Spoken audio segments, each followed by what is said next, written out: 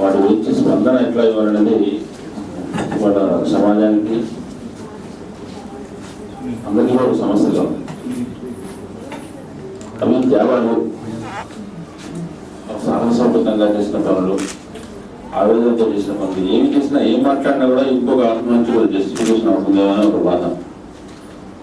ఆత్మహత్యలు వృత్తులని విరమించి విజ్ఞప్తి చేద్దామంటే ఆత్మహత్యలు చేసుకున్న ఒక ప్రత్యేక సమూహంగా, ఒక గ్రూప్గానో, ఒక ఊళ్ళో ఉంటారు, లేదా ఒక కాలేజీలో చదువుతారు, అట్లా ఒక ప్రత్యేకంగా ఉంటారు. వాళ్ళంతా ఆత్మహత్యలు చేసుకునేవాడు మనలో ఉండేవాళ్ళే, మనలాంటి వాళ్ళే.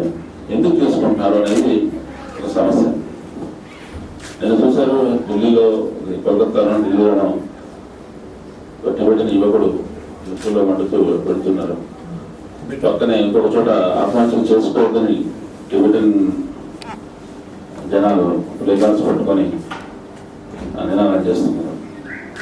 భారతదేశానికి చైనా నాయకులు పర్యటనకు వచ్చినప్పుడుగా టిబెటన్లు యూరోపులు ఢిల్లీలోనో కోల్కతాలోనో ఎక్కడో చోట ఆత్మహత్య చేసుకుంటూనే ఉంటారు.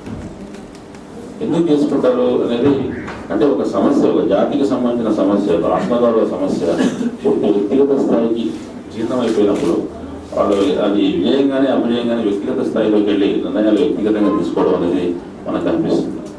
ఇప్పుడు కొంచెం చాలా బలంగా ఉన్న రోజుల్లో వరంగల్ జిల్లాలో 300 మంది రైతులు ఆత్మహత్య చేసుకున్నప్పుడు ఆశ్చర్యం అదే కలిగింది. ఇంత పోరాటం చేసే జిల్లాలో రైతులు పట్టం నష్టపోతే ఎందుకు ఆత్మహత్య చేసుకోవాలని. ఇవాళ కూడా పరిస్థితి ఏంటంటే తెలంగాణ సమస్యను ఇక్కడ పూర్తిగా మనసుకు పట్టిస్తున్నారు, వ్యక్తిగతంగా తీసుకొని దీని వైఫల్య సాఫల్యాన్ని వ్యక్తిగతానికి ఆపాదించుకోవడం వల్ల ఈ సమస్య వస్తుంది. మనలో ఎవరైనా కూడా ఆ పని చేసే అవకాశం ఉంది, ఎవరైనా కూడా అటువంటి ఒక సంక్షోభానికి, ఒక కలవడానికి గురయ్యే అవకాశం ఉంది. నేను అనుకోవడం ప్రతి ఒక్కరికి చేయడానికి ఏదైనా ఒక కార్యాచరణ ఉంటే ఇటువంటి అవకాశాలు తక్కువ ఉంటాయి. గత సంవత్సర కాలంగా ఉద్యమ గమనంలో పెద్ద మార్పు లేకపోవచ్చు, విజయాలు లేకపోవచ్చు, కానీ ఉద్యమం నడుస్తూ ఉంది. అంటే ప్రతి ఒక్కరికి ఎంగేజ్ కావడానికి, మానసికంగా ఎంగేజ్ కావడం కానీ, ఫిజికల్గా ఎంగేజ్ కావడం కానీ, కార్యాచరణ కంటిన్యూస్గా ఉండటం అనేది మనుషులు ఇటువంటి ఆలోచనకి తప్పిస్తుందేమో. కాబట్టి ఉద్యమ నాయకత్వం కూడా ఏదో రకంగా గాంధీ గారు ఆ రోజుల్లో నేషనల్ మూవ్మెంట్లో రకరకాల శ్రేణుల వాళ్ళకి రకరకాల ఇంట్లో కూర్చొని లాక్డౌన్ వదుకోవడం కూడా ఒక ఎంగేజ్మెంట్ లాగా ఎట్లా చేశారు, అట్లా ఏదైనా తెలంగాణలో క్రాస్ సెక్షన్కి ఏదైనా ఎప్పుడు ఎంగేజ్ చేసే పని ఉంటే ఇది కొంచెం తగ్గుతుందేమో అని కూడా అనిపిస్తుంది.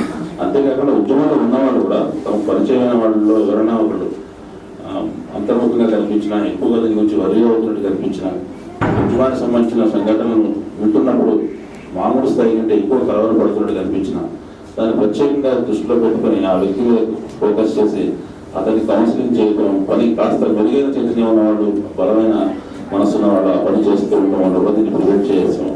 అంతే తప్ప మనం విజ్ఞప్తులు చేయడం వల్ల, విజ్ఞప్తులు ఎవరికి చేసుకుంటాం అంటే మనమే చేసుకుంటాం. ఇంట్లో ఉన్న కవితలని చచ్చిపోవద్దు అని చెప్తున్నాం అంటే మనమే చెప్పుకుంటున్నాం.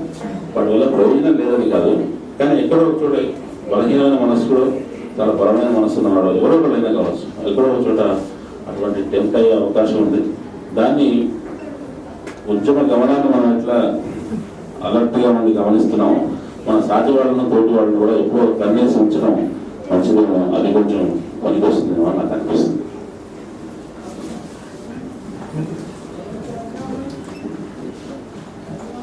థ్యాంక్ యూ శ్రీనివాస్ గారు, అందరూ విలువైనటువంటి సలహాలు ఇచ్చారు.